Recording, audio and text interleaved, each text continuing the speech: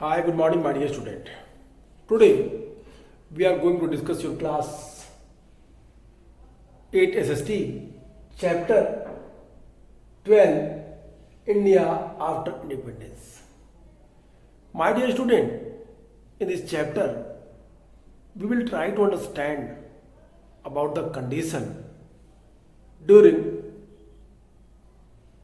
1946-47, especially 47. What happened during that time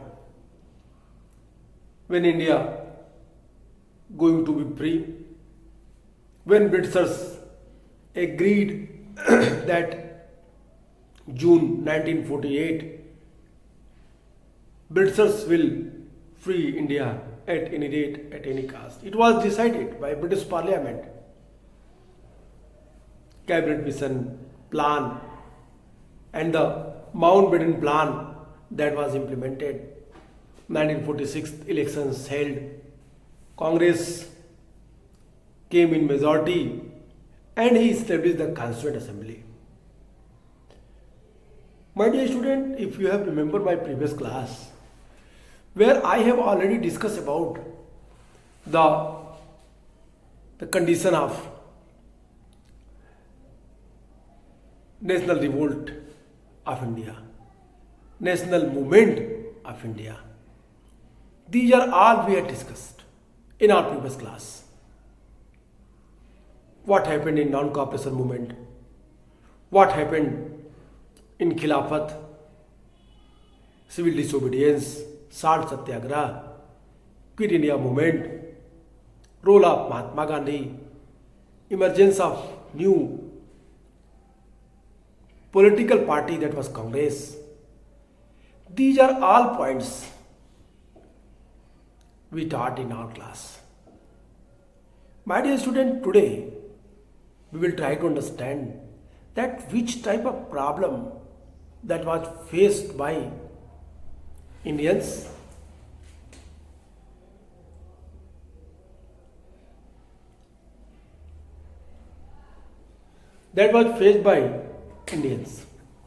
especially the Constituent Assembly members and the nationalist leader. What they had to do in that conditions, उन्होंने क्या किया, उन्हें क्या करना पड़ा ऐसी स्थिति में जब भारत के सामने कई सारी समस्याएं खड़ी थी. Suppose when India became free, I mean to say that कि 1947, decades of 1914 and 15, आप 1950, 40-50 का दशक देखिए.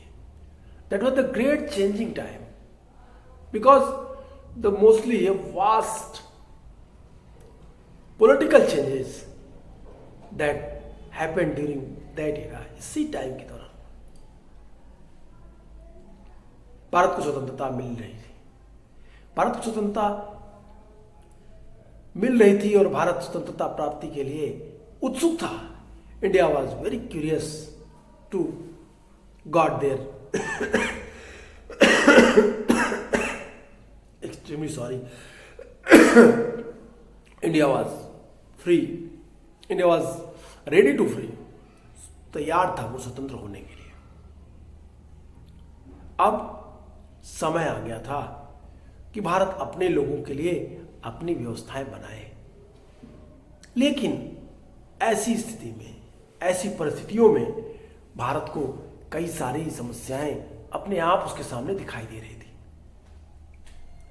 इन समस्याओं में जो एक बड़ी समस्या थी भारत के सामने, वो थी भारत को एक ऐसा राष्ट्र बनाना, एक ऐसे देश के रूप में दिखाना जो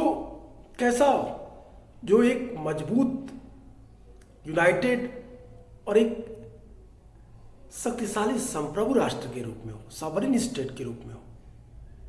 अब यहाँ पे एक बात मैंने की, sovereign state.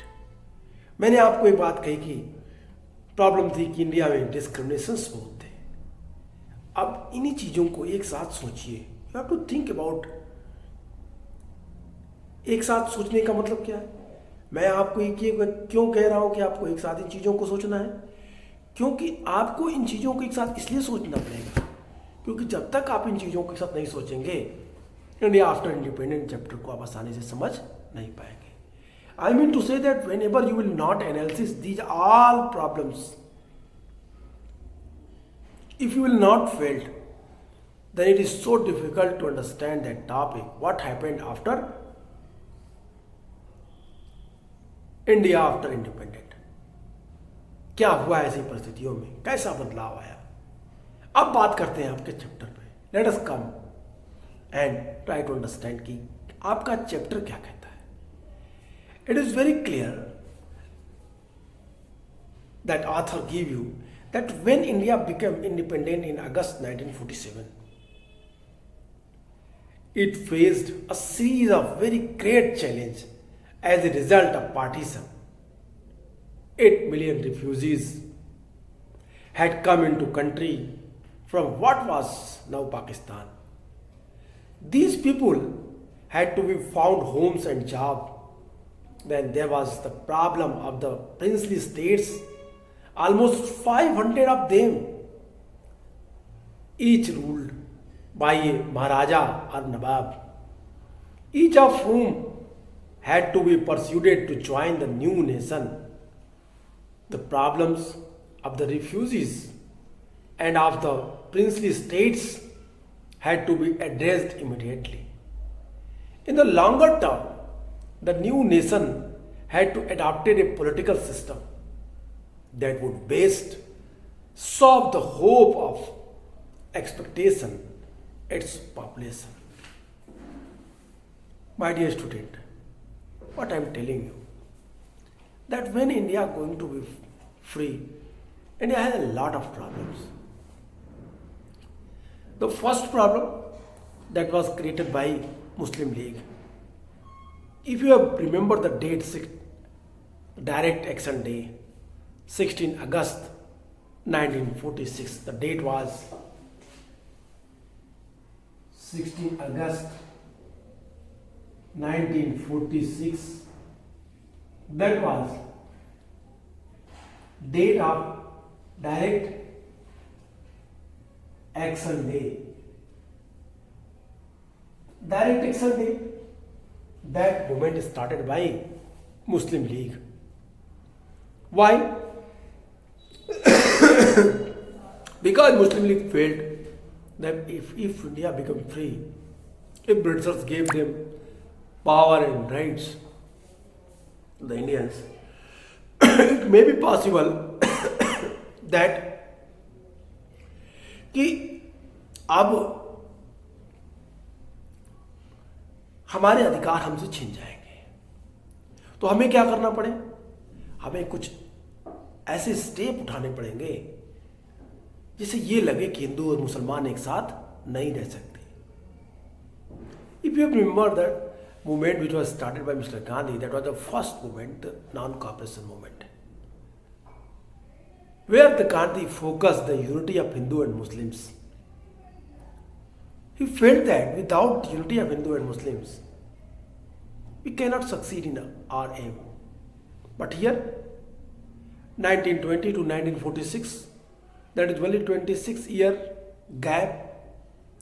During 1946, Muslim League, they were most curious that whenever we will not prove that Muslims, they were not represented by Hindus, Hindu leaders, they were only represented by the Muslims and Muslim leaders. Their favor not in the Hindu nations, that was Hindustan. Whenever they will not separate state, it would not be better for them to develop their own rights, to change their condition. That was the, I mean to say that कि वो उनकी सोच थी. वो एक separate nation के रूप में चाह रहे थे. मुस्लिम लीग के लोग, मोहम्मद अली जिन्ना जैसे extremist M.A. Ansari, Muhammad Ali Jinnah, Ghaznafar Ali. There are so many names. But the face of Muslim League, that was Muhammad Ali Jinnah. He fought for their separate nation for the Muslims. He used that date, 16 August 1946, for which purpose ये want कि हम इसके through ये message देंगे nation को कि अब हिंदू और मुसलमान एक साथ नहीं रह सकते. Hindu and Muslims both not agree to live with each other, with cooperation, with fraternity, with love and affections, with peace and harmony. Muslim League want to prove, and he uses that day, Direct Action Day. There are huge amount of riots happened during 1946 to 47.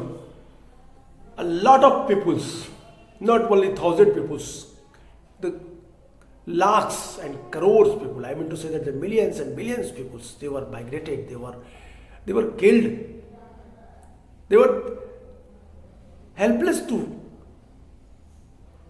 change their place. Women's, they were raped by the extremists. The Bengal, conditions of Bengal, that was very vast. Whenever you will read your book, you become very admired having seen that. But what happened during that time? क्या हो रहा था उस समय? उस समय देश की स्वतंत्रता की बात हो रही थी.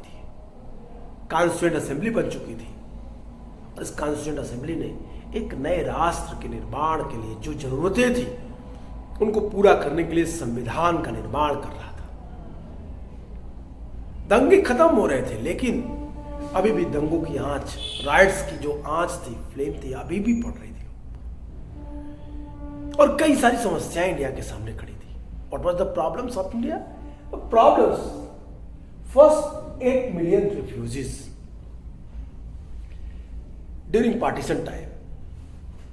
What I told you, a lot of the peoples, they changed their places from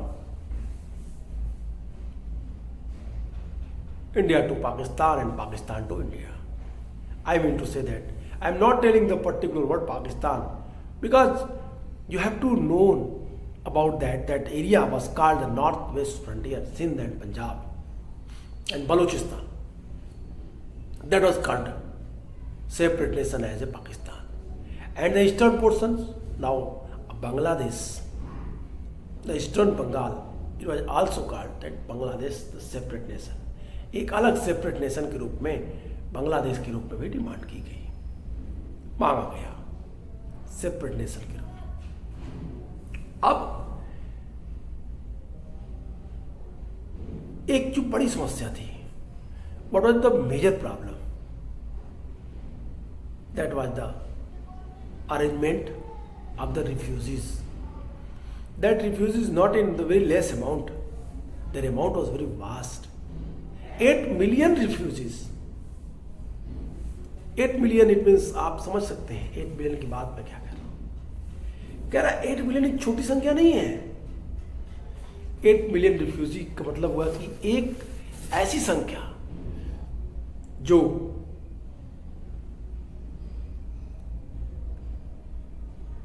आप कल्पना करिए कि जब आपके सामने 80 लाख लोग बेघर हों, 80 lakhs peoples, they have no home, they were homeless.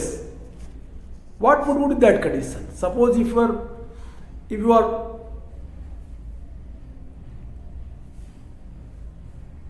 the president or prime minister of India and you have faced 80 lakhs people, 8 million people, they came from other countries in your country.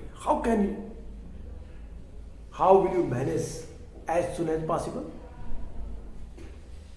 You have to face a lot of scarcity, a lot of problems like fooding facilities, like lodging facilities, their houses, their business, their jobs.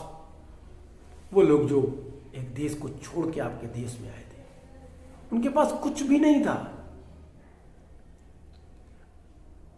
अगस्त 1947 जब भारत आजाद हुआ तो उनके सामने कई बड़ी चुनौतियां थी भारतीय नेताओं के सामने। बंटवारे की वजह थी, जो बंटवारे की वजह से हुआ उसमें क्या था, 8 million peoples they were migrated from their own countries, their own place, native place. Now they that place called Pakistan and that place called India, but before partition both were the one nation, that was India. अब 8 million people Bharat में पाकिस्तान से आए, इन लोगों के रहने के लिए एक व्यवस्था करनी थी, इंतजाम करना था, उन्हें रोजगार भी देना था, जॉब देने थे। एक बड़ी समस्या थी भारत के सामने। उससे आगे एक और समस्या थी, that was the next problem was 500 princely states. 500 princely states, they felt that कि आफ्टर इंडियन इंडिपेंडेंट, भारत स्वतंत्र होगा तब we become free also as like India, Bharat की तरह हम भी स्वतंत्र राष्ट्र बन जाएंगे और हम एंजॉय करेंगे अपने ऑटोनॉमस पावर को जो पहले करते थे। उन शक्तियों को जो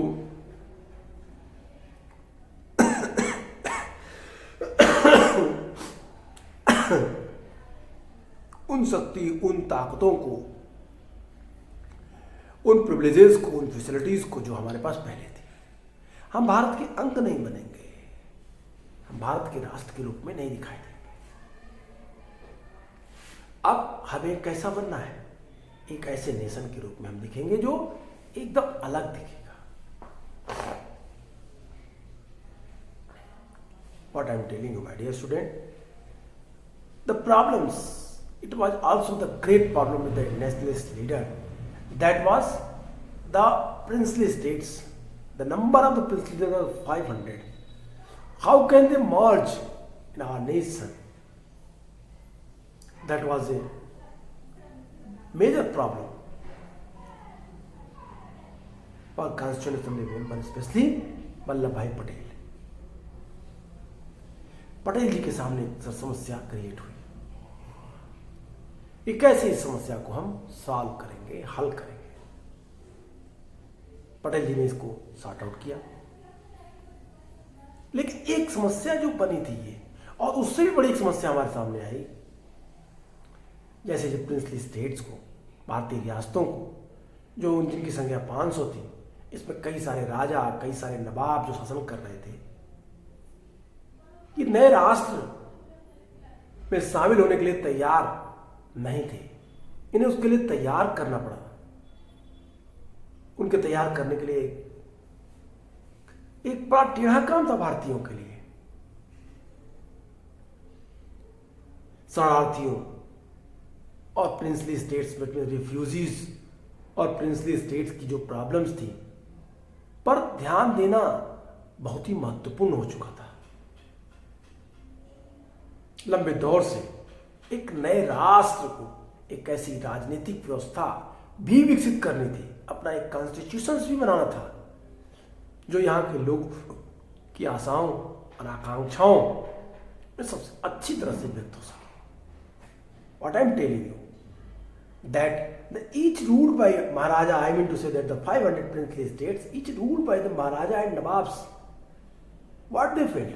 They felt that कि जब इंडिया फ्री होगा, when India become free, we will also treat it as a free king or nawabs. The problem of the refugee and the princely states had to be addressed immediately. In the longer term, the new nation had to adopt a political system that would best serve the hope and exceptional of its population. And the third problem, that was the very major problem, and I think this was the change the whole scenario. That was the death of, that was the, I mean to say that क्या हुआ, महात्मा गांधी की हत्या कर दी गई। महात्मा गांधी की हत्या एक सबसे बड़ी समस्या थी देश के सामने।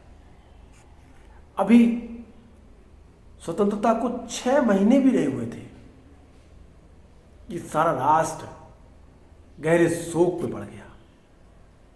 30 जनवरी 1948 का दिन, जब एक एक्सट्रीमिस्ट नाथूराम गोडसे ने गांधी की हत्या कर दी। गांधी जी के इस दृढ़ विश्वास से वो मतभेद रखता था कि हिंदू और मुसलमान को इकट्ठे रहना चाहिए, लोग हक्के बक्के रहे। सबके मन में दुख की बादल गहराने लगे। सभी दुखी थे, पूरा राष्ट्र दुखी था। जवाहरलाल नेहरू आकाशवाणी पे बोलते हुए कहे, बड़े ही भावुक स्वर में उन्होंने कहा कि दोस्तों, साथियों, हमारे जिंदगी की रोशनी बुझ गई, चारों ओर अंधेरा है। हमारे प्रिय नेता राष्ट्रपिता महात्मा गांधी अब हमारे बीच नहीं रहे। ये स्टेटमेंट उनका कई सारी बातों को स्पष्ट रूप से बता रहा था। क्या कह रहा था, क्या कहना चाहते थे। You will see in your book page number, I think page number 160, where a picture given. The picture, figure 1, Mahatma Gandhi's ashes being immolated in Allahabad, February 1948. फरवरी 1948 में महात्मा गांधी की अस्थियां गंगा जी में विसर्जित की जा रही थी। उसी का पिक्चर दिया हुआ है। उसके नीचे कुछ बातें लिखी गई हैं, उन्हें देखिए।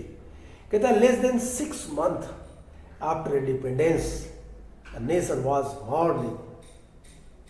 मॉर्निंग इट मीन्स विलाप कर रहा था, दुख से पीड़ित हो गया। On 13 January 1948 Mahatma Gandhi was assassinated by a frantic Nathuram Godse because he disagreed with Gandhi's convictions that Hindu and Muslims should live together in harmony.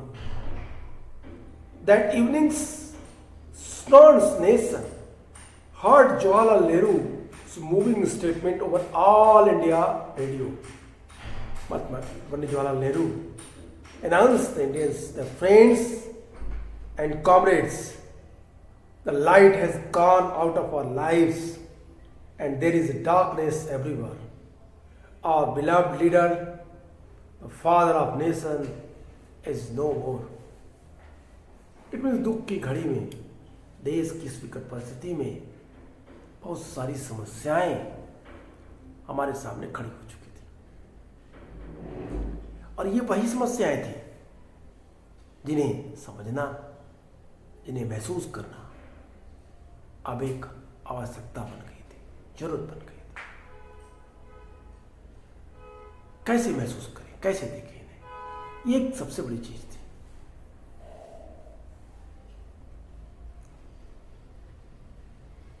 Nineteen 1947 में भारत की आबादी काफी बड़ी थी, भारत की जनसंख्या काफी ज्यादा थी,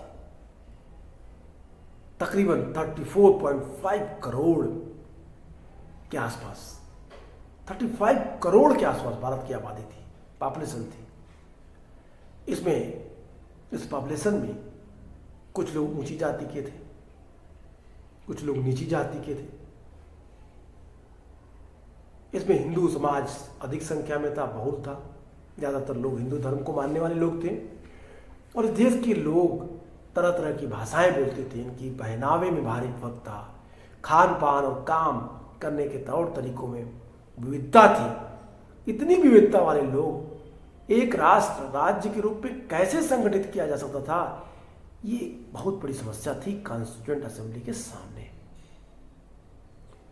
what I am telling you that during 1947 in India, there were very major problem from the Constituent Assembly members. What problems? The Indian peoples, the population of India, that was divided into various caste, various class, various religion, gender, upper class, lower class, upper caste, lower class, caste, tribal peoples, depressed class, their food, their dress, their language, their culture, their customs, their rituals, their faith and beliefs, these are all that was different. It was the major problem with the constitution member that how can they what integrated them, कैसे उनको समन्वित रूप से एक साथ रख सके, by which way they can unite them. No doubt to say that this is the quality of our nation, that unity and integrity. But during starting time, it was the problem for us. It was the क्या थी, ये हमारे लिए एक समस्या थी, और ये समस्या एकता की समस्या के साथ ही विकास हुआ। एक बड़ी समस्या थी स्वतंत्रता के समय, भारत को एक विशाल संख्या में जो लोग थे भारतीय इंडियंस, वो गांव में रहते थे, विलेज में रहते थे। ये जो गांव में रहने वाले लोग थे, इनका डेवलपमेंट कैसे हो, जो पूर्ण रूप से एग्रीकल्चर पे डिपेंड थे, इनको कैसे ट्रेन करके एक ट्रेन पीजेंट्स के रूप में कन्वर्ट किया जाए। कहने का सेंस ये है कि जो बड़ी समस्या, जो हमारी बड़ी पॉपुलेशन विलेज में रहते थे, गांव में रहते थे, उनकी आजीविका के लिए जो किसान और काश्तकार केवल पानी बारिश पर निर्भर रहते थे, ऐसी स्थिति में अर्थव्यवस्था के गैर कृषि क्षेत्रों की थी। मतलब कहने का सेंस ये है कि भारत में जो खेती होती थी, उस खेती के लिए सिर्फ वर्षा पे उसको डिपेंड होना पड़ता था, सिंचाई की प्रॉपर व्यवस्था नहीं थी। अगर फसल चौपट हो जाती तो नई जो पूरी हमारी सिस्टम व्यवस्था थी, नाई, बढ़ई, बुनकर, अन्य कारीगर, इनकी आमदनी पर भी गहरा संकट हो जाता था। शहरों में फैक्ट्री मजदूर, भीड़ भरी जो स्लम्स थे, जो की बस्तियां थी, उसमें रहते थे, जहाँ एजुकेशन, मेडिकल फैसिलिटी, कोई व्यवस्था नहीं थी। इस विशाल आबादी को गरीबी के चंगुल से निकालने के लिए न केवल खेती की उपज बढ़ाना जरूरी था, बल्कि नए उद्योगों का निर्माण भी करना एक आवश्यक जरूरत बन गई थी भारत के लिए। एक ऐसी व्यवस्था करनी थी, उद्योगों का निर्माण करना था, जिससे लोग ज्यादा से ज्यादा लोगों को रोजगार मिल सके। एकता और विकास, यूनिटी एंड डेवलपमेंट, इन दो प्रक्रियाओं के साथ साथ भारत को एक नए दशा और दिशा की तरफ आगे बढ़ना था। अगर भारत के विभिन्न वर्गों के बीच मौजूद जो मतभेद थे, उसको दूर नहीं किया गया, तो वे हिंसक और बहुत खतरनाक हो जाएंगे, टकराव की स्थिति आएगी, और उस समय भारत को सुरक्षित रखना एक मजबूरी थी, प्रॉब्लम बन जाती। लिहाजा टकराव से देश के लिए जो समस्या उत्पन्न हो, उससे बचाने के लिए भी प्रयास करना था। कहीं ऊंची जाति, कहीं नीची जाति के बीच, कहीं हिंदू और मुसलमानों के बीच, तो कहीं किसी और वजह से तनाव की आशंका बनी हुई थी। दूसरी तरफ अगर यदि आर्थिक विकास का लाभ आबादी के बड़े हिस्सों को नहीं मिलते और ज़्यादातर भेदभाव पैदा हो सकता था, तो ऐसी स्थिति में अमीर और गरीब के बीच की खाई बढ़ जाती।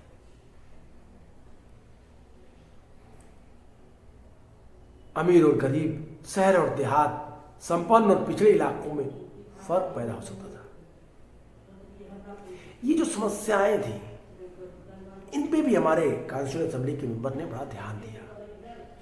What I am telling you, the Indian's population in 1946 was largest, almost 345 millions. There were the vast discriminations in our nation. बड़ा विभिन्नता थी हमारे देश में, कुछ लोग धनी, कुछ गरीब. इनके लिए एक प्रॉपर सिस्टम डेवलप करना, इनके लिए एक पूरी व्यवस्था बनाना देश की मांग थी. ऐसा करना पड़ा, करना पड़ेगा, तभी तो देश का विकास होगा. ये एक जरूरत थी. ये जरूरत कैसे सॉल्व हुई, इनके बारे में फिर कंटिन्यू करेंगे अपनी नेक्स्ट क्लास में. आज के लिए इतना ही. Good bye and take care.